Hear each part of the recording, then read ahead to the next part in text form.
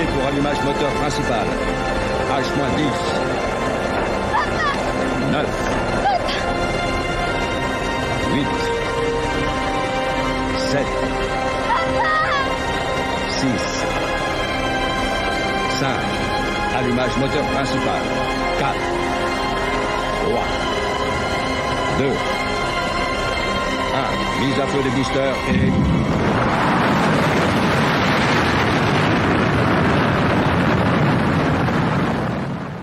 Bonjour à tous et bienvenue dans cet épisode 3, épisode qui est consacré, je vous l'annonce tout de suite, à un gros morceau. On va s'attaquer à Interstellar ou Interstellaire en québécois, film réalisé par Christopher Nolan, sorti en novembre 2014. Scénario écrit par les deux frères Nolan, Christopher et Jonathan. Film au budget de 165 millions de dollars ayant fait plus de 2,5 millions d'entrées en France, avec, accrochez-vous bien, des recettes de plus de 675 millions de dollars. Il me semble que l'on appelle ça un jackpot, mon pote. Pour en parler avec moi, j'ai la chance d'être entouré par un scientifique, Loris, qui pourra certainement vous expliquer la différence entre un trou noir et un trou de verre, et par Mathieu, un cinéphage de la première heure, qui lui pourra vous expliquer la différence entre Christopher et Jonathan Nolan. Salut les garçons, ça va? Salut, c'est quoi ce coup de pression? Oui, écoute, j'annonce la couleur, hein, tu vois. Ça va les garçons? Ah oui, ça va. Moi, je suis hyper impressionné d'être en face de Lolo. Donc, il y a un scientifique chevronné. Ah, je veux dire, le mec, il a quand même fait S, je crois.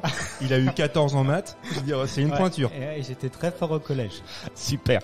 Et bon, bah maintenant que tout le monde est à bord de notre vaisseau, Loris, à toi les manettes pour nous pitcher le film. C'est parti.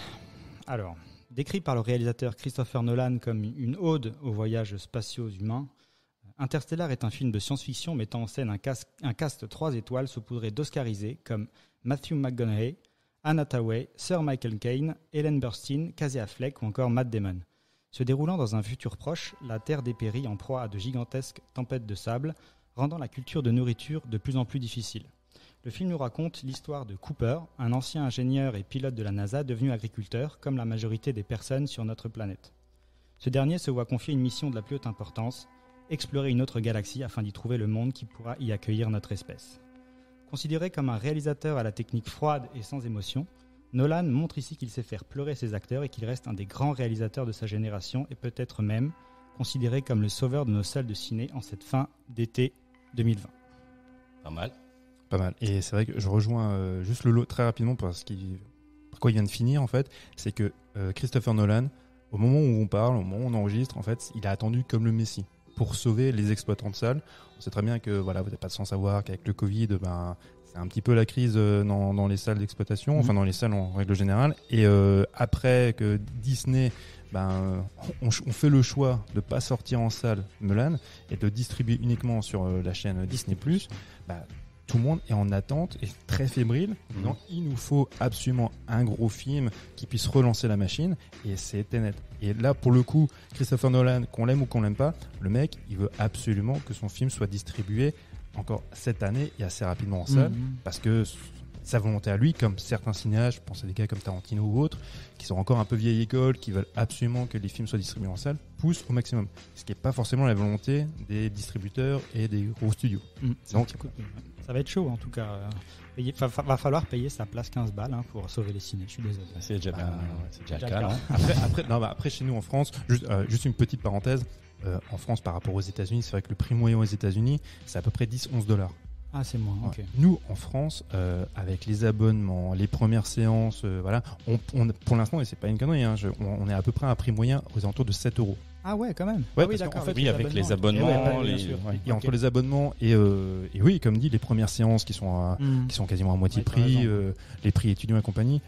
C'est un coût moyen de la place à 7 balles. Donc les soft, ça va être difficile de notre côté, quoi, de notre boulot, quoi. Non, mais après, ce qu'il faut, c'est qu'il faut inciter les gens à aller au cinéma en cette période un petit peu difficile. Et effectivement, s'il y a un film moteur pour inciter les gens à y retourner, c'est Tenet. Voilà. Bon, non, c'est pas le sujet, parce que je crois qu'on a un chef, on en a déjà pas mal parlé. Ouais. Donc, on va retourner sur. C'est important de préciser. Ouais, non, c'est hyper important. Ok. Et donc, quelle est la question qui va effectivement nous propulser sur orbite? Alors, la question, c'est avec Interstellar, la physique quantique est-elle au service de l'intime? On a une réponse directe à lui donner. Moi, la physique quantique, j'ai appris ça avec un sketch d'Alexandre Astier, c'est tout. Tu vois. Bah voilà, un Mais très bon qui était- vulgarisateur bah ouais. de physique Et quantique. franchement, j'ai appris ce qu'était la physique quantique par Alexandre Astier. Ouais, bah tu vois, c'est simple. C'est simple. Ouais. Après, c'est en quoi le film est quand même plutôt réussi. Mm. Moi qui suis pas un fervent admirateur de Nolan, c'est qu'il il prend toujours des sujets extrêmement complexes, que ce soit le temps, on va dire l'amnésie, la mémoire, enfin, la ouais. mémoire. Il y a plein de sujets un petit peu compliqués. C'est souvent des scénarios un peu alambiqués. Là, en l'occurrence, celui-ci, il a réussi à faire de la vulgarisation. Enfin, c'est son frangin qui a l'origine du scénario et du projet. Donc, Ouais, il y avait du Steven Spielberg, je crois, à la en base. la base, 2006, en 2006. ouais. En fait, le projet était pour Steven Spielberg. Et là, on sent vraiment encore la patte Spielberg. En fait, le projet était pour lui. Et c'est en quoi, moi, je trouve le film très intéressant. Parce que, je répète, je suis pas un fan du réalisateur. Quand le film est sorti, on a très rapidement fait le parallèle avec forcément 2001, l'Odyssée de l'espace de Kubrick, avec Solaris de Tarkovsky. Contact. Mais tu vois, les mecs, enfin, il y a Contact qui est un très bon film, mais déjà, le mec, on le mettait au niveau de Kubrick et de Tarkovsky. Pour rappeler que là, Nolan est très sympa, mais on n'est pas à ce niveau-là. Mhm. Et je pense d'ailleurs que l'ambition n'était pas forcément la même. Parce que quand tu vois le film de Kubrick ou de Tarkovsky, on est vraiment dans la quête un peu métaphysique. On est au-delà de la vulgarisation scientifique. Et ce qu'a réussi à faire Nolan, enfin les deux frangins, c'est de créer en fait cette alchimie entre l'émotion. Ça, je pense, c'est vraiment l'héritage de Spielberg Mhm. et cette quête scientifique, quantique. C'est d'ailleurs ce qu'avait dit Nolan en amont du film. C'est des questions sur. On connaissait un peu rien du film à la base, et lui parlait de physique quantique, etc. Et tout le monde était là. Non, mais on va rien comprendre au film. Voilà, il faut un truc un peu tangible pour les spectateurs. Et lui, il a dit. Justement, c'est là que moi je vais placer des émotions simples à comprendre pour les gens. Ça veut dire que ceux qui vont pas réussir à suivre, à déconnecter du film avec le côté ultra rigoureux de la science, ils vont pouvoir se raccrocher tout simplement à une histoire d'amour, une histoire père-fille, à la recherche de la relation qui dure, etc. Pour justement que les gens puissent se raccrocher facilement au film, s'ils lâchaient un moment, quoi. Donc c'est là où on dit que Christopher Nolan, qui est froid d'habitude dans sa manière de faire les films, là, il a mis une bonne dose d'émotion et de chaleur dans Interstellar. Je trouve que c'est la première fois où moi, justement, quand je vois c'était le premier film que je voyais de lui, qui me donnait vraiment, qui me donnait envie de pleurer, quoi. Sur certaines scènes, carrément, en fait. Ah mais ouais, il y a une scène qui est magnifique. Surtout depuis que je suis papa, aussi. Bah ouais, changé, forcément, ouais, je pense bien. Mais c'est vrai que il y a deux scènes qui sont vraiment très belles qu'on ne voyait pas dans le cinéma de Nolan avant. Forcément, c'est des scènes avec sa fille. La scène de départ, la scène où il voit il a reçu les messages, les vidéos de sa fille, où 23 années ont passé. On rentrera peut-être plus dans les détails tout à l'heure, mais c'est des scènes magnifiques. Et là, si tu tires pas ta petite larme, enfin, et ça, chez Nolan, enfin, généralement, je vais être méchant, mais les personnages, ce qui leur arrive, enfin, là, c'est moi, hein, je pense que peu de gens sont d'accord avec moi, mais très franchement, souvent, je m'en contrefous. Parce que j'ai pas d'affect, j'ai aucune empathie pour ces personnages. Même s'il y a des personnages qui sont très forts, c'est souvent grâce à l'interprétation des comédiens. Je pense forcément à Heath Ledger, par exemple, dans Dark Knight. Son passé, ce qui lui arrive, on s'en fiche un petit peu. L'interprétation est tellement over the top que c'est un moteur qui te porte, quoi. Et souvent, chez Nolan, c'est ce que je lui reprochais. Et là, dans le film, comme tu dis, ça passe bien. Ah ouais, c'est magnifique. Moi, je vais vous parler de ce que j'en ai pensé de ce film-là. Donc toi, c'était aussi la première C'était effectivement la première fois que je voyais ce film-là avant de préparer l'émission, comme beaucoup de films sujet des émissions qu'on fait. Mais bon, c'est mon point de vue quand même, hein, de néophyte et puis d'amoureux du cinéma. Donc moi, je l'ai vu. Donc je l'avais jamais vu. La première fois que je l'ai vu, c'était un peu en mode dégradé, on va dire ça. J'étais un jour de canicule. J'étais quasiment à poil sur mon canapé. Le contexte est important, je pense. Ouais.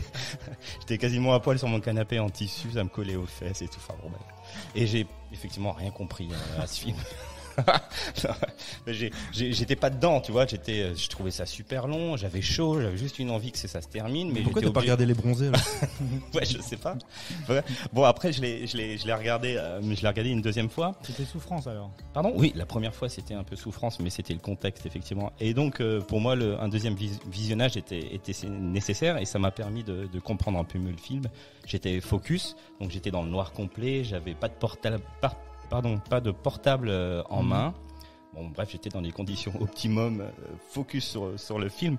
Et après 3 heures de visionnage, je peux vous dire que j'étais content d'avoir tout saisi. Je savais ce que c'était le plan A, le plan B, que le plan B était devenu le plan A, qui était initialement le plan A au final. Je fais la différence entre un trou noir et un trou de verre. Enfin, j'étais content de moi.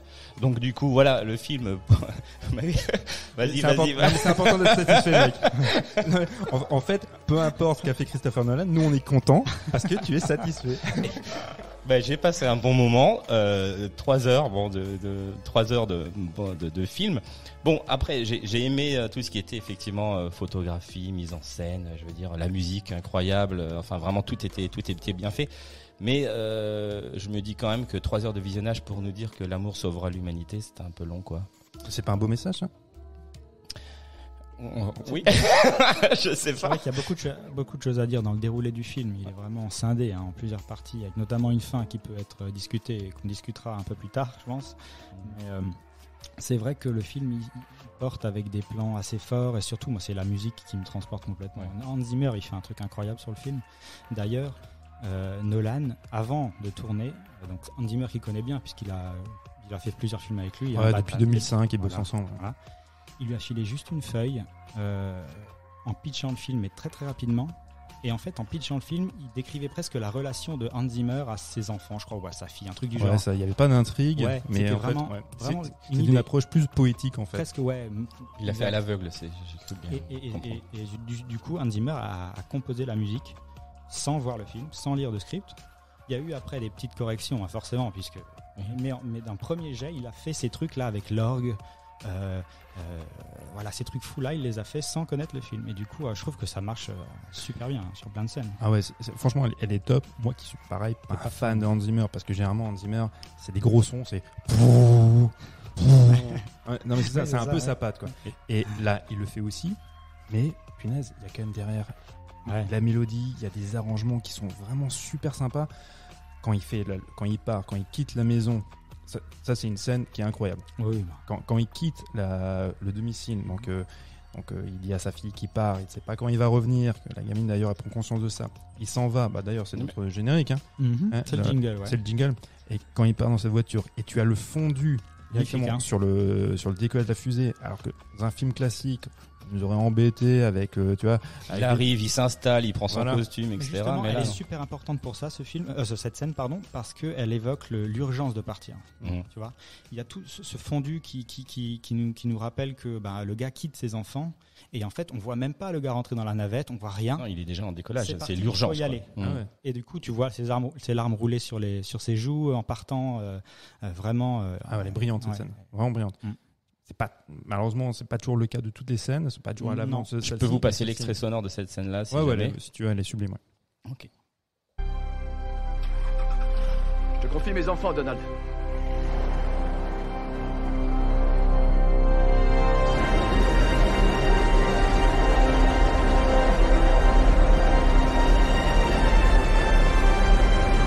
OK pour allumage moteur principal. H-10. 9. 8. 7. 6. 5. Allumage moteur principal. 4. 3. 2. 1. Mise à feu des boosters et...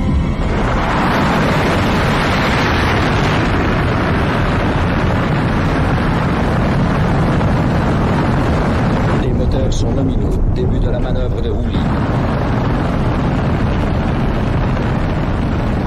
Préparation de la séparation première étape. Première étape.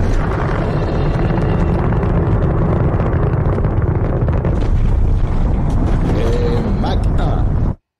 Voilà. Et dans l'espace, c'est parti.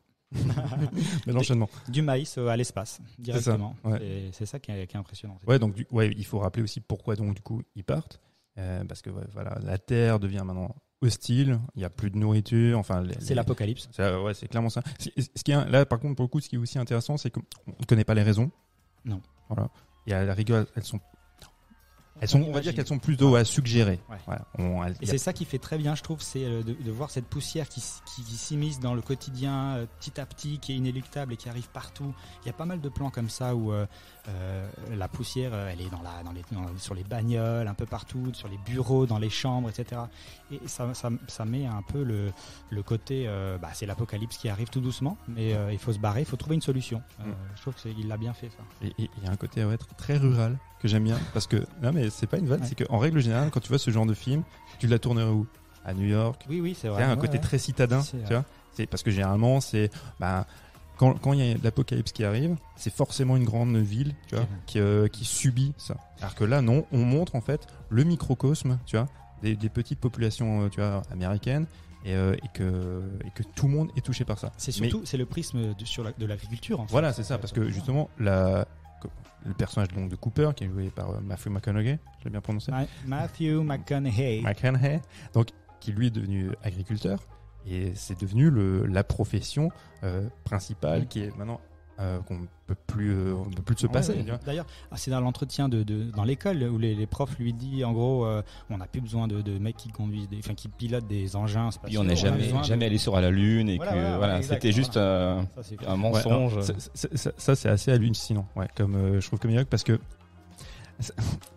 quand il rappelle que donc qu'ils étudient à l'école le fait que l'alunissage n'a pas eu lieu, tu vois, et que en fait tout ça c'était pour contrecarrer les plans des Russes, et lui est surpris de ça. Fait quoi?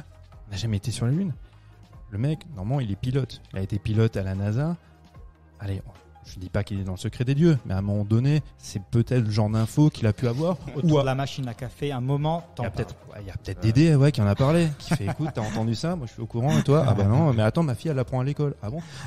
Il y a des moments comme ça où je me dis, mais on vaut des idiots, parce que ce monsieur, il est agriculteur, mais il a son passé, c'est ingénieur, c'est pilote à la NASA. Bah oui, hein, oui. Et on verra une scène plus tard où on lui explique des choses comme si on me les expliquait à moi, hein, en tant que néophyte. Alors c'est normal, parce que il faut expliquer au spectateur. Mais sauf qu'il y a d'autres manières d'expliquer au spectateur que l'expliquer à travers un personnage qui est déjà censé connaître. Ouais, parce que quand il lui explique, en plus, il fait aussi de la vulgarisation. Il nous expliquerait les choses comme on les expliquerait à nous. Donc, moi, je pars toujours du principe que quand tu montres quelque chose et que tu le paraphrases, c'est que la scène est loupée. Quand tu expliques quelque chose, tu l'expliques, surtout au cinéma, par l'image. Ouais, bon, après, tu dois quand même parler. Tu parles de trous de verre, de trous noirs. C'est quand même. Je sais pas. Après, moi, je suis pas scénariste ou quoi que ce soit, hein, mais ça doit pas être évident. Non, mais c'est très complexe. Mais ça, je l'entends. À la rigueur, tu peux expliquer ça justement à travers des cours à ta petite fille ou à ton petit garçon. Ou à moi. Non mais ou à toi si t'étais dans le film. Mais en l'occurrence là tu l'expliques. Je t'ai pas vu et pourtant tu prenais de la place.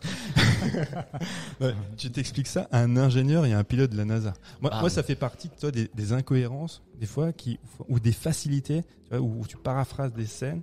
Pour moi ça me sort pas du film. On me prend pour un bebou, quoi. C'est pas possible. Mais il y en a pas mal dans le film, des facilités en fait. Faut juste, soit tu les vois pas et ça se passe bien, soit tu les vois et tu te dis bon ok, c'est assez difficile. Genre, je sais pas, il y a plein de. Par exemple, quand ils sont sur la planète de Miller, la planète où il y a l'eau là. Déjà la mort de Doyle, c'est donc le scientifique qui se fait emporter par la vague. C'est un peu ridicule. Le type, il est là. Personnage fonction. Ouais, mais. C'est vrai que tu pouvais pas faire. Mais le gars, il arrive, il a largement le temps de rentrer dans la navette au lieu de se faire emporter par l'eau déjà. Première incohérence. Non, il faut absolument qu'il perde du temps. Bah oui. Non mais c'est ça, mais c'est de nouveau un personnage fonction. Oui. Et ça c'est exaspérant. Et dans ce film, hormis donc la relation père-fille où là les personnages sont hyper bien travaillés, très bien écrits. Exactement. Les autres personnages, donc lui, Romilly, c'est pareil. Ce monsieur. Il est très sympathique. Mais sa seule raison d'être, c'est d'attendre 23 ans dans la navette. 23 ans dans la navette pour pouvoir personnifier le temps qui passe. C'est ça. Et quand ce monsieur-là meurt, tout le monde s'en fout. Tout le monde s'en fout. Ouais. Nous, on s'en fout. je suis désolé pour lui, mais ses compagnons, ils s'en foutent aussi. Mhm. Et c'est pas la première fois. D'ailleurs, j'ai une question par rapport au fils de Cooper. En fait, il en a pas un peu rien à foutre. Là. Ah Bien, ouais, c'est ce qu'on en personne- parlait avant l'émission. Ouais. Ouais. J'ai rien compris avec ça. en Bah fait. pareil, c'est un personnage fonction. Donc ce monsieur également, tu ne sais pas pour quelle raison il devient. Alors, Il peut le devient deviner, mais il irascible, devient con. irascible, il devient con. Ouais. Alors il vit peut-être très mal le deuil de sa fille. Voilà. Il vit forcément mal le deuil. Il essaie de faire le deuil, ou il a fait le deuil de son père. Il y avait déjà sa maman. Ça peut expliquer certains comportements. Mais il est tellement peu développé également que la seule raison d'être de ce monsieur-là, c'est de justifier qu'à la fin, il y a tout un stratagème pour le faire quitter la maison, pour que sa sœur prenne connaissance, tu vois, qu'il y ait des De la signes- solution. Ouais. voilà, qu'il y ait des Mm. signes binaires qui sont envoyés, non pas par un fantôme, mais par son papa. Donc, lui, enfin, il y a 3-4 personnages fonctions. Mais c'est surtout dans la relation entre Cooper et lui qui me dérange. Dans le sens où Cooper, Il en a presque rien à foutre. Ouais. à la fin, il demande où est sa fille. Il veut voir sa fille, mais son fils, il se pose pas la question, je crois. Et le fils, il apparaît même pas. Enfin, quand il va rendre visite Non, à la vieille non. femme dans sa chambre d'hôpital. Bah, Il est Alors mort. Murphy vieille, Il est mort. il est pas dans la salle. Ouais, non, bah, on va deviner qu'il est mort. Ouais. Mais effectivement, Ah, très honnêtement, il doit être mort, le garçon. Mais c'est vrai qu'il s'interroge même pas. Oui. Ouais. Mais nous non plus. Bah, si, après si, coup. moi. Mais si. Oui, après coup. Mais sur le moment, tu fais ah oui, que ton fils. Ah oui, c'est vrai que t'avais un fils. Mais il faisait quoi déjà? Ah oui, d'accord, ok. Non, on s'en fout. D'ailleurs, c'est un peu loupé aussi cette réunion à la fin. Cooper qui dit ok, bon, il y a sa fille qui est là, il reste un quart d'heure et puis il se barre quoi. Et d'ailleurs, je suis pas sûr d'avoir bien compris par contre ce truc-là. Il se barre, du coup, il emmène nous Tard et il se barre pour rejoindre la planète. Oui. Où du Edmonds. coup, la planète Edmonds, Mhm. où elle, Dr Brandt, est sur place pour faire appliquer le plan B. Le plan B qui est foireux aussi. Qui est foireux aussi. Enfin, c'est mettre des embryons alors que bon bah Et puis après, tu vois, elle enlève le casque pour montrer que l'air est respirable.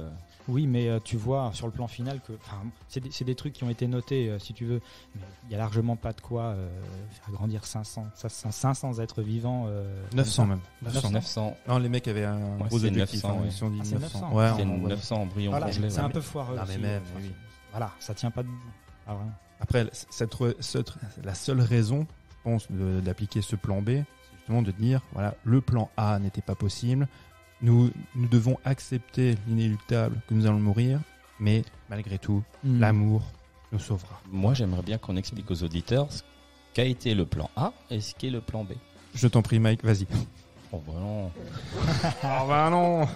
Ah bah non. Alors le plan 1, d'après ce que j'ai su, c'était donc du coup découvrir une nouvelle planète qui est censée être habitable et trouver une solution pour pouvoir emmener l'espèce humaine sur cette planète-là. Dans des bus à, spatiaux. dans des bus à peu près, ouais, à travers le trou de verre du coup pour faire gagner du temps. Tout à fait. Le plan B, c'était d'emmener 900 embryons congelés. Laisser mourir tout le monde sur Terre puisque c'était foutu, hein, tout le monde pouvait rester là où il était et attendre sa fin et emporter 900 embryons congelés pour essayer de donner une deuxième chance à l'espèce humaine quoi. Exactement. D'ailleurs, Qui était effectivement à la base le plan A. le plan A, mais qui se révèle être une farce. Une farce. Comme l'explique la scène que j'ai choisie, si tu peux la diffuser. C'était laquelle?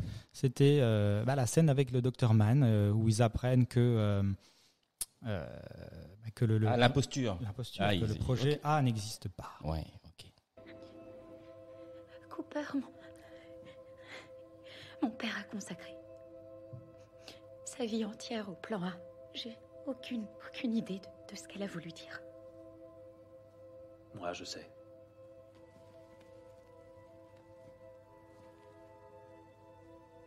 Quoi, il n'a jamais espéré évacuer la population terrestre? Non.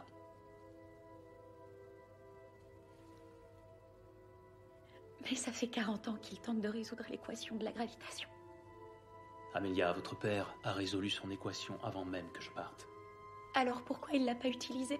Cette équation ne pouvait concilier mécanique quantique et relativité. Il en faut plus. Plus de quoi? Plus de données, voire l'intérieur d'un trou noir. Les lois de la nature n'admettent pas de singularité nue. Romilly, il est sérieux.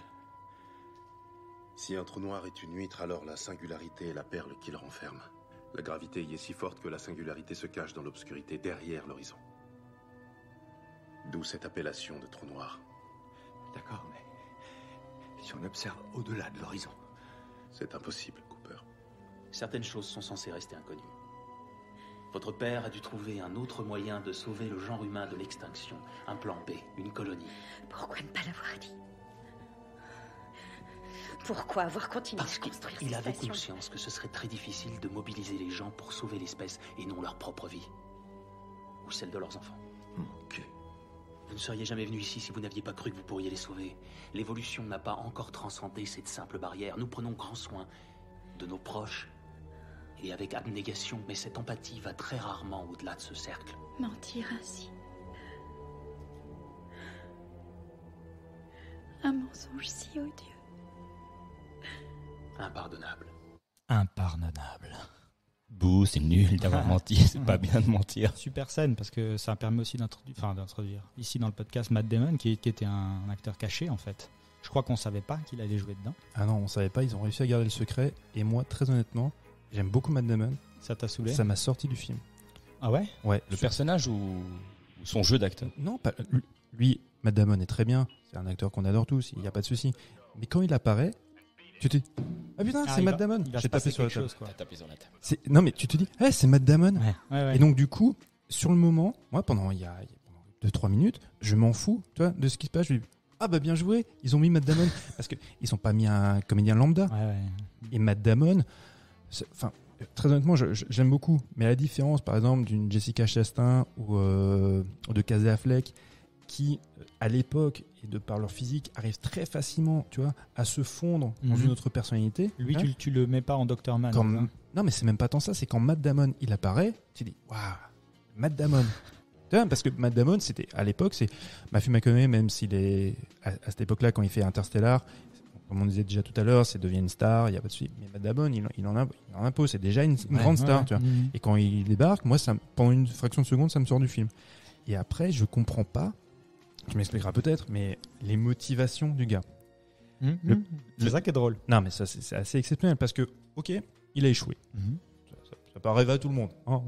Donc lui, il a échoué, il ment, hein, et donc du coup, il veut se débarrasser d'eux. Voilà, il veut les tuer. Pour aller exécuter le plan B. Pour exécuter le plan B. Alors que quand les autres ont cette révélation, ils peuvent exécuter le plan B ensemble. Tout à fait. Tu vois, et il peut rentrer aussi, et après les accompagner, aller en fait sur cette planète. Enfin, ils peuvent faire leur vie. Non, il fait le choix de les tuer. Alors, Dr. Man, finalement, c'est qu'un lâche, puisqu'il explique que les êtres humains ne pensent qu'à eux, et que pour pouvoir sauver la planète, il faut penser collectif, ce que n'arrivent pas à faire les êtres humains. Et du coup, lui, comme il est lâche, il va prendre le vaisseau et vouloir retourner sur Terre, mais ça n'a aucun sens, finalement. Et en retournant sur Terre, il sait que c'est peine perdue, puisqu'il sait que cette quête d'une nouvelle planète, c'est perdu, puisque la sienne, sa planète, n'est pas viable. Et du coup, il va finalement être un humain qu'il décrit lui comme stupide, comme non digne de confiance, en fait. Donc voilà, c'est un peu ça que j'ai compris moi dans les enjeux du personnage. Donc lui, de par son ambiguïté, en fait, il caractérise tout le genre humain, toutes les passions tristes de l'humain, et en fait, voilà, donc sa raison à lui, c'est de se dire, de toute façon, tout est foutu. Tout est foutu, ouais. Voilà. Donc, et je me barre, mais ça n'a aucun sens, puisque je retourne sur Terre, la Terre qui est morte. Mais je suis tellement lâche que je pars et je quitte mes copains et j'abandonne tout le monde. Ok. Après, il y a moi ce que j'aime bien dans cette scène avec entre Cooper et Mann, c'est la scène d'action, de bagarre. Parce que chez Christopher Nolan, enfin, là c'est quand même un truisme de dire ça, mais Christopher Nolan c'est pas le meilleur pour filmer les scènes d'action. Et là en l'occurrence, il a été assez futé parce que c'est très peu chorégraphié, hein. On se fouille quelques baffes, on roule par terre et ça ne l'intéresse pas. Il nous montre bien que il s'en fiche de ça. Donc il fait un plan qui est fabuleux.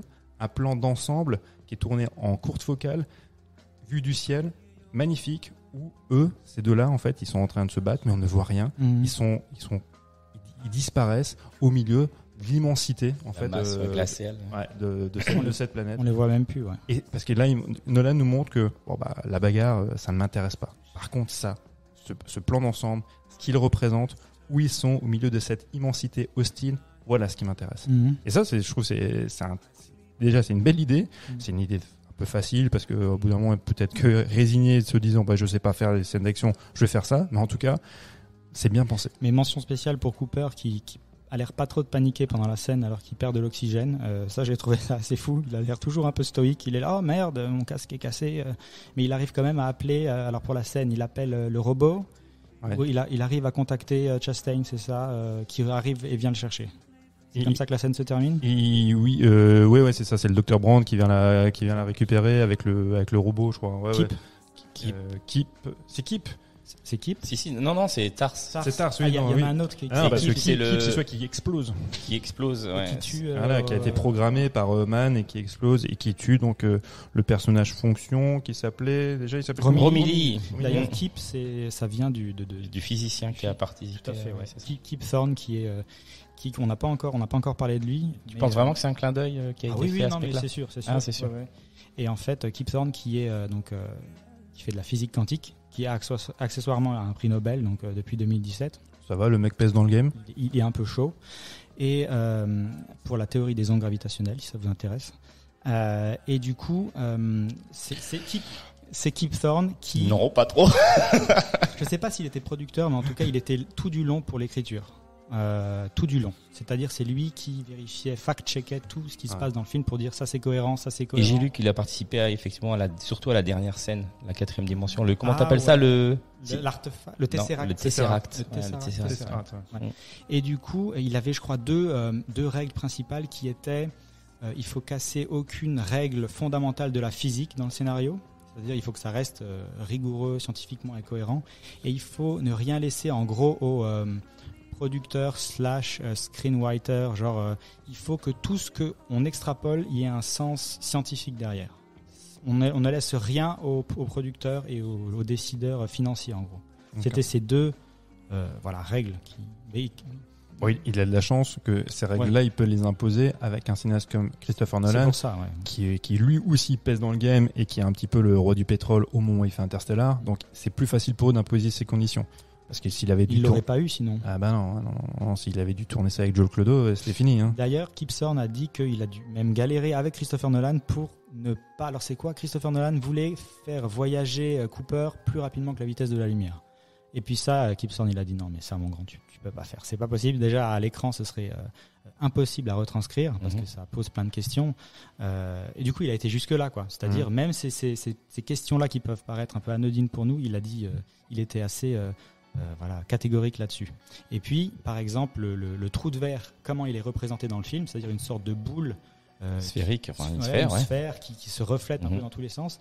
Ils ont passé un nombre phénoménal d'heures avec les ingénieurs, avec les types du design, etc. pour justement créer ce trou de verre, lui donner une image. Elle n'est pas du tout au hasard en fait. Ils se sont basés sur des tonnes et des tonnes d'écrits pour représenter de la manière la plus précise possible ce trou de verre qui est en fait encore un objet complètement théorique parce qu'on n'en a encore observé aucun. Et tu m'as parlé du trou noir aussi tout à l'heure. Ouais. La représentation qu'ils avaient fait du trou noir, au moment où le film sort, il y a beaucoup de gens qui ont décrié ça en disant ouais, non, c'est pas possible, c'est n'importe quoi, ça peut pas ressembler à ça. Et on a eu la chance, c'était quand l'an dernier? L'an dernier, ouais. D'en voir une.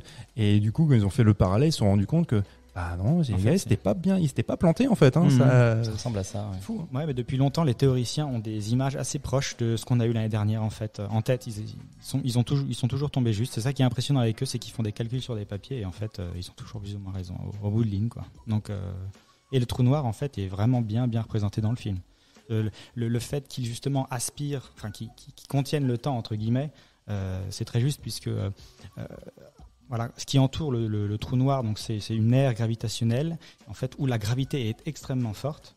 Et plus la gravité est forte, plus le temps est ralenti. Du coup, en gros, plus on est proche d'un trou noir, comme la planète de l'eau, plus le temps est ralenti. Et d'ailleurs, petite précision, il y a le passage sur la planète donc Miller, la planète de l'eau, qui est proche de ce trou noir. C'est pour ça que le temps passe très lentement. On va avoir un sound design qui est magnifique là-dessus parce que on va passer l'extrait, vous allez écouter. On a des tic-tac qui sont espacés d'1,25 secondes et en fait chaque seconde sur cette planète représente un jour sur Terre.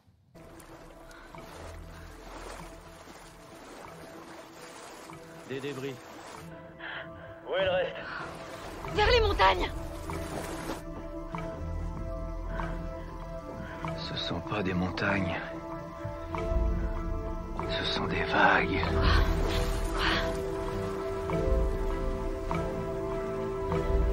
Merde.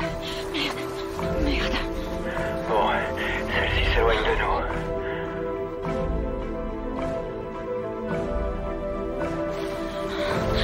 Il nous faut la boîte noire.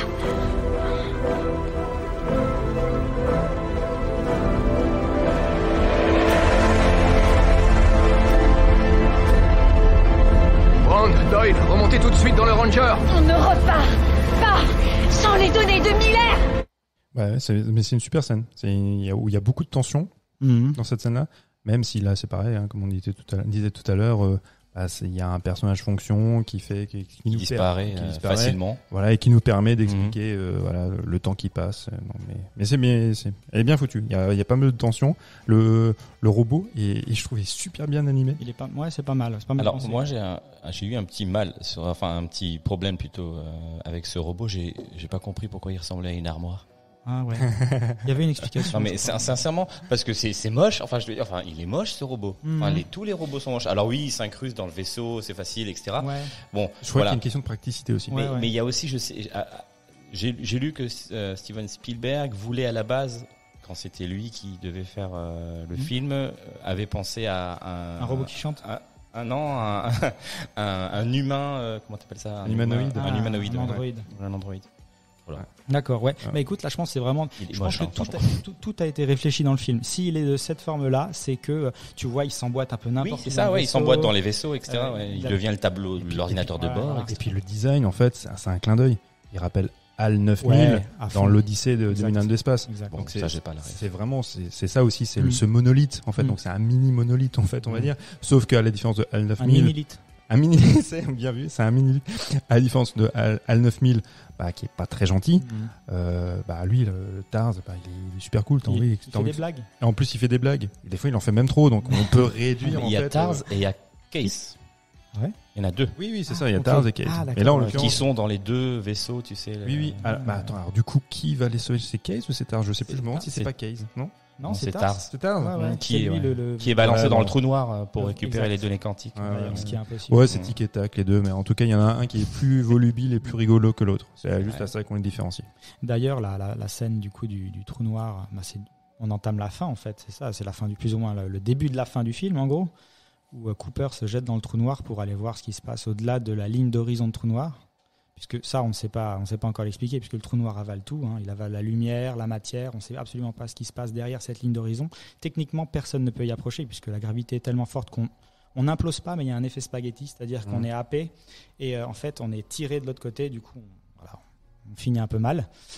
Et c'est là, dans le film, où en fait, la rigueur scientifique s'arrête, j'ai envie de dire. C'est là où Nolan se fait plaisir, en gros. Je pense que Kip Thorne a continué de lui expliquer ou essayer d'un peu de le diriger pour dire comment ça peut être possible, puisque là, on ne sait absolument pas. C'est de l'invention complète. On peut se baser quasiment sur rien. Et du coup, il arrive dans ce Tesseract, c'est la 5e dimension, en gros, c'est ça. C'est la chambre d'enfant de sa fille, quoi. Qui est en fait alors c'est compliqué, parce que tu as l'impression qu'il est dans partout et nulle part à la fois. Il est dans toutes les époques, de toutes les chambres. En fait, c'est quelque chose... Bon, par contre, ce qui est bien fait, c'est que cette scène nous explique qu'on arrive dans un domaine qui n'est pas compréhensible pour l'être humain. C'est-à-dire on quitte les effets de physique, les effets de matière, les effets de temps, tout ça s'imbrique et se partage. Et nous, en tant qu'être humain, on ne peut pas comprendre ça. Parce que nous, il nous faut un début, il nous faut une fin, il nous faut une profondeur, il nous faut une épaisseur. Et c'est la réussite de cette scène. Mais moi, je trouve que c'est quand même... C'est un peu sa limite. Parce que du coup, toi en tant que spectateur, tu es obligé de prendre cette information, tu vois, comme il te la donne, et tu dis ça peut pas te laisser de place à autre chose. Tu vois, à la différence de 2001 de l'Odyssée de l'espace, à la fin, ça peut être sujet à plein d'interprétations suivant ta personnalité. Là, on te dit voilà, on va estimer que c'est comme ça. Et d'accord. Mais non, je suis pas sûr, mais on va dire que c'est comme ça. Mais quand tu vas être dur, tu dis que c'est Moi, je dis que c'est de la faiblesse d'écriture et que c'est un peu un raccourci sur la fin et qui est expliqué. Je veux dire, le code Morse dans la bibliothèque ou le Morse sur la montre en attendant qu'elle capte que c'est du Morse. J'ai envie de dire, là, c'est un peu un raccourci qui m'a embêté, quoi. Ouais, je me souviens. Mais je vous passe l'extrait. Vas-y, c'est parti. C'est pas un fantôme. C'est la gravité. Toujours pas pigé, Tars. Je me suis conduit ici tout seul. On est ici pour communiquer avec le monde tridimensionnel. On est la passerelle.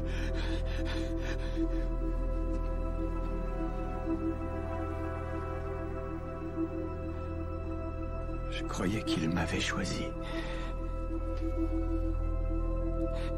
Mais c'est elles qu'ils ont choisi. Pour qu'elle fasse quoi, Cooper? Qu'elles sauvent le monde. Tout cela, c'est une chambre de petite fille. À chaque instant, c'est d'une complexité infinie. Ils ont accès à un temps et à un espace infini, mais rien ne les relie. Ils ne peuvent trouver un endroit précis dans le temps. Ils ne peuvent communiquer. C'est pour ça que je suis là. Je vais trouver le moyen d'informer Murphy, tout comme j'ai trouvé ce moment. Mais avec quoi? L'amour, Tars, l'amour. Brand l'avait bien dit, mon attachement pour Murphy est quantifiable. C'est ça la clé. On est censé faire quoi ici? Communiquer avec elle. Communiquer. Et du coup, moi je pense que cette scène, elle répond bien à la question de départ. Tu vois, ça peut donner un côté un peu cucu, tu vois, avec les violons derrière, et puis voilà, et c'est l'amour et tout qui nous sauve.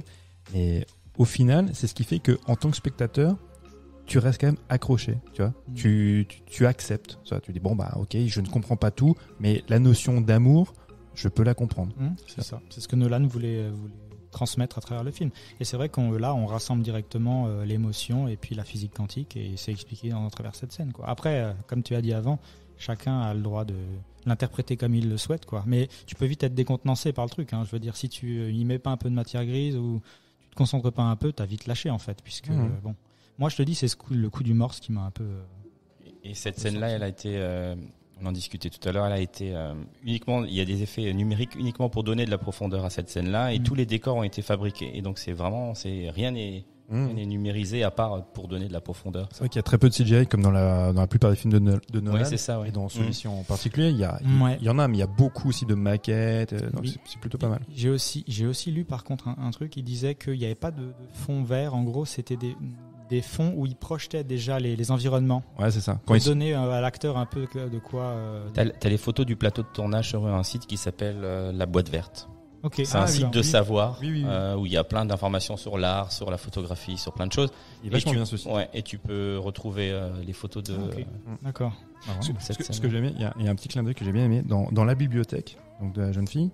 Il y a plein de bouquins scientifiques et tout. Et il y a le roman de Stephen King, Le Fléau. Je sais pas si vous avez lu Le Fléau. Exactement le début du film. Et Le Fléau, c'est un virus s'échappe d'une base de recherche de l'armée. Les rescapés sont immunisés contre le virus et parviennent à survivre. Il y a un écho aussi avec notre époque. Mais c'est assez rigolo en fait quand tu vois ça. Et je crois que quasiment la totalité des bouquins qui sont dans les étagères, c'était les bouquins qu'a utilisé Nolan pour s'instruire sur la physique quantique. Ouais, non, mais après chez lui, en fait, c'est un peu l'école David Fincher et compagnie, ou même Kubrick. Rien n'est laissé au hasard. Quand il y a quelque chose dans le cadre, il est là pour une raison. Ouais.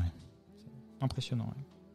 Donc du coup, on a répondu à la question. La question est vite répondue. La question elle est vite répondue. Je crois. Non, mais je crois que le côté émotion. Parce que je pense qu'on n'a pas beaucoup parlé. On a encore un peu de temps. On n'a pas encore parlé de la relation père-fille qui est, à mon avis, le fil rouge de ce film-là. C'est même. Ouais, non, mais tu as tout à fait raison. C'est même essentiel. C'est grâce à cette relation-là que toi, en tant que spectateur, tu t'accroches au film. Parce qu'effectivement, sinon, tu serais vite perdu. Et elle est fondamentale. Et malheureusement, elle est un peu exclusive. Parce qu'il n'y a pas d'autres relations équivalentes dans le film. Par exemple, la relation père-fille que pour avoir les professeurs Brandt, elle n'existe pas. Ouais. Voilà, elle est quasiment à part, inexistante. Envoyer un clip vidéo, un message audio dans la ou dire oh il est mort, non il est pas mort, ouf, tu vois. C'est tout. Mais oui, la relation père-fille, elle est magnifique. Mais d'ailleurs, Cooper qui fait la scène face caméra où il pleure, c'était une super scène, je trouve. Ah oui, donc quand effectivement, lui, quand ils sont revenus de la planète Miller. Et il va voir tout de suite les vidéos, les messages qui ont été envoyés pendant 23 ans. Ouais. Donc là, il voit son fils, il voit leur évolution.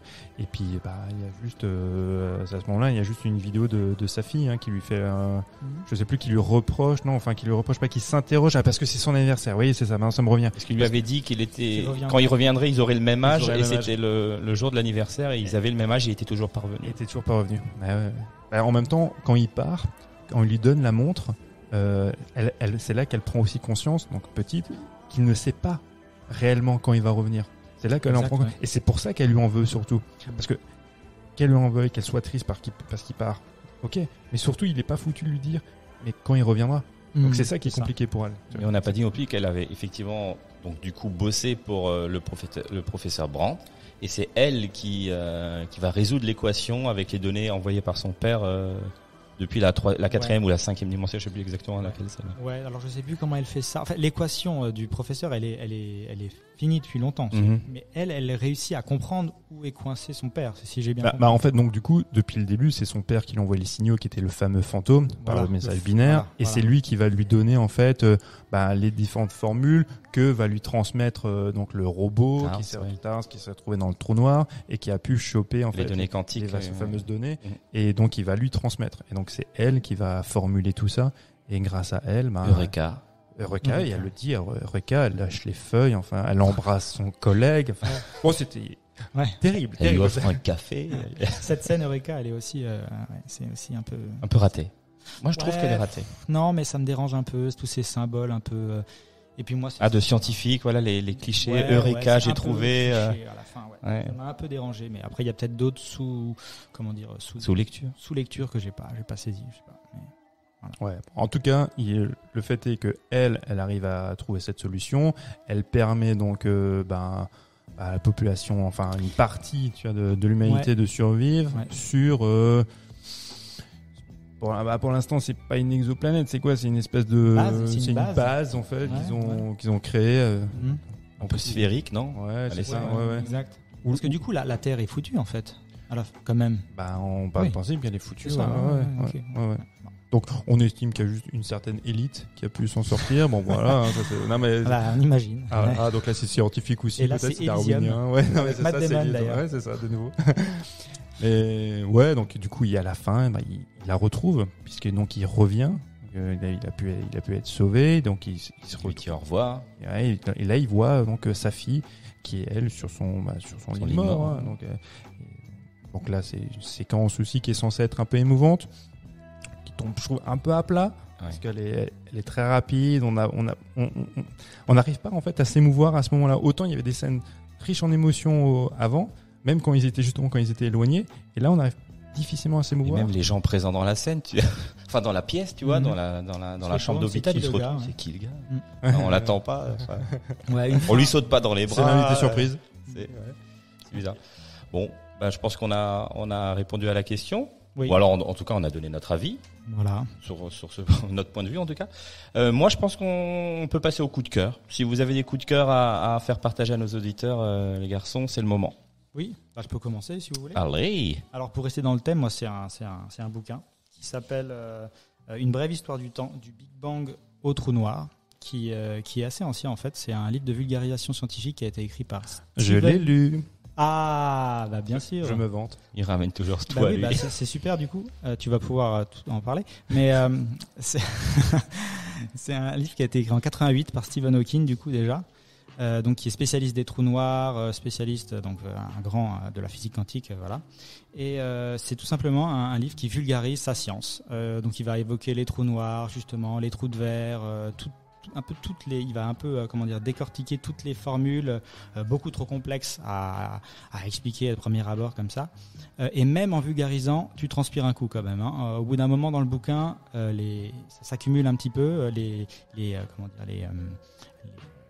certains sujets qui sont un peu qui se répondent, c'est un peu compliqué à décortiquer, mais du coup si vous avez envie d'en savoir plus quand même sur la physique quantique et d'avoir un œil un peu plus sympa sur la science, cette science-là, c'est à acheter, c'est disponible un peu partout, ça s'est vendu à des millions d'exemplaires, traduit en 35 langues, voilà, c'est connu. Celui-là ou le spectacle d'Alexandre Astier. Ouais, voilà, pareil, ça se répond aussi dans le sens vulgarisation sympa. Ouais.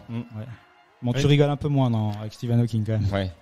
Après au début, si je me souviens bien dans le bouquin de Stephen Hawking, c'est pas mal, c'est un peu, il parle de sa vie, il y a un côté un peu des fois dans l'écriture un peu romancée, ce qui fait qu'au début c'est assez prenant à lire. Mais c'est vrai qu'après, comme tu dis, il y a des moments où il faut s'accrocher. Même s'il y a des illustrations aussi, si je me souviens bien, qui permettent d'expliquer. Mais même au bout d'un moment, c'est chaud, quoi. Ah ouais, c'est chaud. Mais voilà. Mathieu.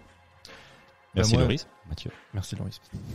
Non mais moi, comme on parle de cinéma, je parlerai toujours de cinéma. C'est un peu la thématique. Le boss m'a dit on parle de cinéma. Donc moi je parle d'un film qui s'appelle Arizona Junior.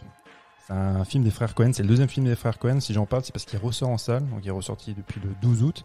Le film est sorti en 87, et donc c'est une comédie déjantée comme les frères Coen en ont fait. Et surtout là, donc du coup, à leur début avec ce film-là, le casting il est assez dingue. C'est Nicolas Cage. Donc Nicolas Cage en 87, il a des vrais cheveux.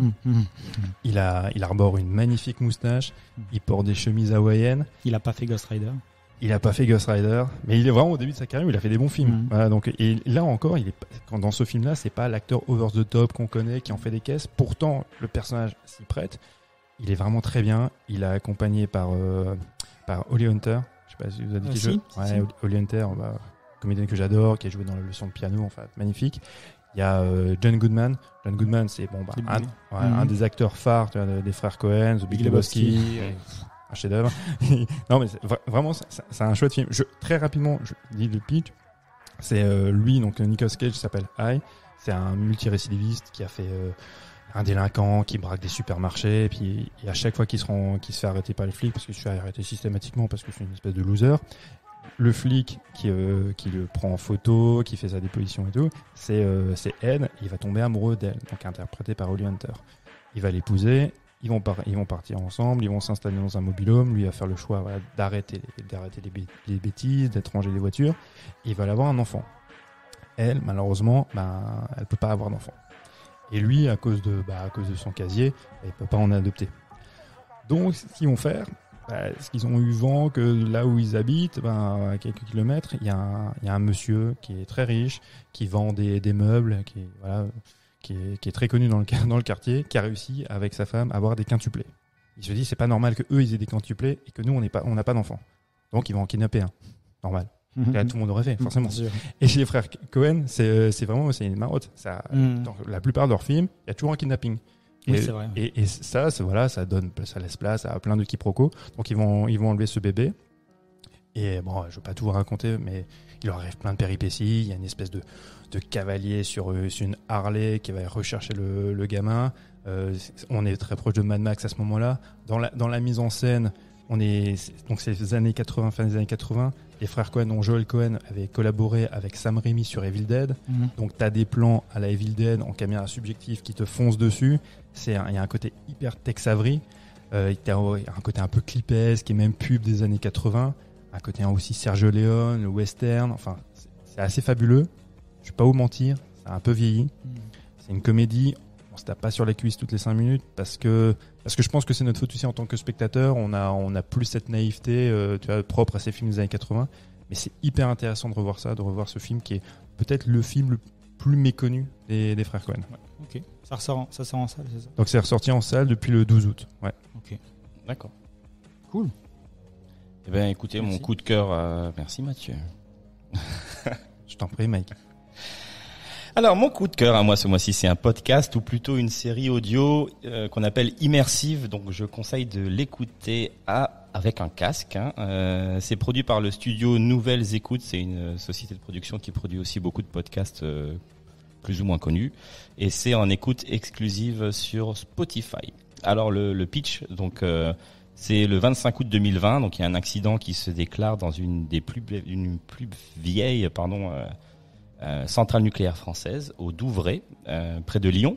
Donc il y a Julia Roch-Rivière, directrice de la centrale, qui va tenter de protéger la population, mais elle va trouver sur sa route plus puissant qu'elle, le gouvernement français, qui veut pas que ça s'ébruite. Et donc du coup c'est chouette. Je vous conseille de vous mettre à la série audio. Il y en a plein qui sortent. Il y a eu Calls. Je sais pas si vous avez entendu parler de ça. C'est disponible sur MyCanal. Il y a actuellement L'Employé sur Spotify. Il y a Dernière Terre avec des zombies sur Amazon. C'est quoi le format ? C'est des formats courts de 20 minutes. Okay. Là par exemple le Nuage c'est 5 épisodes. Il y a une saison pour l'instant, mais 20 minutes, quoi. Ouais, c'est ça. Et puis il y aura certainement une saison 2 parce qu'ils peuvent pas terminer comme ça. Okay. Donc effectivement, il y a donc Dernière Terre avec des zombies sur Amazon. Enfin bref, il y a du choix quoi. Okay. Et la série, en fait, audio vous plonge directement dans l'intrigue. Vous avez l'impression d'être un personnage de la série et vous faites travailler votre imagination en fait plus que en étant spectateur d'une série qui passe à la télé quoi. Et tu m'as surpris parce que en fait, ce qui m'a surpris, quand tu m'en as parlé déjà tout à l'heure en off, il y a un sacré casting. mine de rien. Oui. Il y a Emmanuel DeVos qui fait la voix et Damien Bonnard. Ouais, donc tu vois, c'est pas. Enfin, oui, c'est pas des lambda. Non. C'est ça qui m'a surpris pour ce format-là de prendre quand même des comédiens. Et ça se fait de plus en plus. Et il faut vous renseigner. Mais cette émission est faite pour ça. Voilà. Donc on en apprend tous les jours. Bien sûr, moi je viens là pour ça. Merci la nuit américaine. Merci. Écoutez, merci à vous les garçons, merci à vous d'avoir écouté ce 3e épisode de la nuit américaine. Déjà 3 les garçons, c'est pas mal. Hein. Wow. Ça passe vite. Donc je vous rappelle que ce podcast est disponible sur toutes les plateformes d'écoute, Spotify, Deezer, Apple Podcast, iTunes, Podcast Addict, Google Podcast et j'en passe. Je vous le dis, nous sommes partout. Et je vous invite à le partager au plus grand nombre. Pour les Apple Addicts, je vous invite à commenter et à noter ce podcast sur iTunes et sur l'appli podcast de votre iPhone. Ça nous aidera énormément. 5 étoiles, un commentaire, tout ça, c'est sympa. Je vous rappelle que vous pouvez nous retrouver, nous suivre sur la page Facebook de la Nuit Américaine, sur Twitter, sur Instagram, où vous êtes de plus en plus nombreux à nous suivre et on vous en remercie. Et en attendant de se retrouver le mois prochain, kiffez votre vie et prenez soin de vous. Bye bye. Bye bye. Ciao. Conduit ici. Il communique au moyen de la gravité, non? C'est ça. Vous êtes une femme de science, Brand. Alors écoutez-moi. Toujours pas pigé, Tars? Je me suis conduit ici tout seul. On est ici pour communiquer avec le monde tridimensionnel. On est ici pour communiquer avec le monde tridimensionnel. On est la passerelle. Je croyais qu'il m'avait choisi.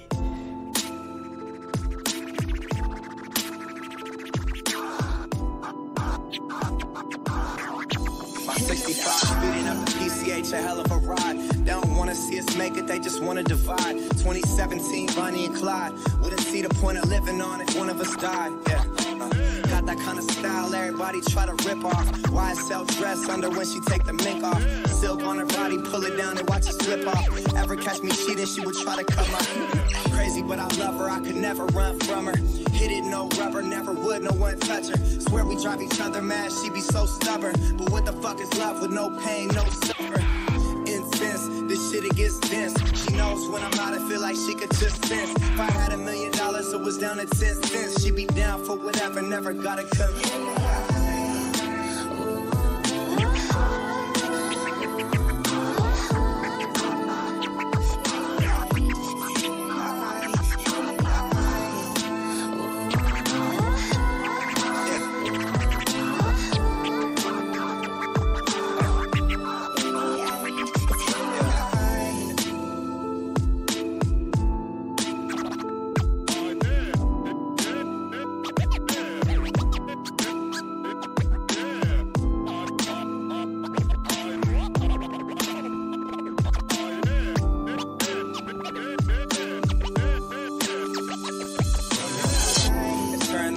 To the end of time, only one who gets me, I'm a crazy fucking Gemini. Remember this for when I die. Everybody dressing all black suits in a tie. My funeral be lit if I ever go down or get caught or they identify. My bitch was the most solid, nothing to solidify. She would never cheat, you never see her with a different guy. Ever tell you different, then it's a lie. See, that's my down bitch, see, that's my soldier. She keep that dang dang, if anyone goes there. We're calm and collected, she keeps her composure. And she gon' ride for me until this thing over. We do drugs together, fuck up clubs together, and we both go crazy if we was to sever. You know, we keep mobbing, it's just me and my bitch. Fuck the world, we just gon' keep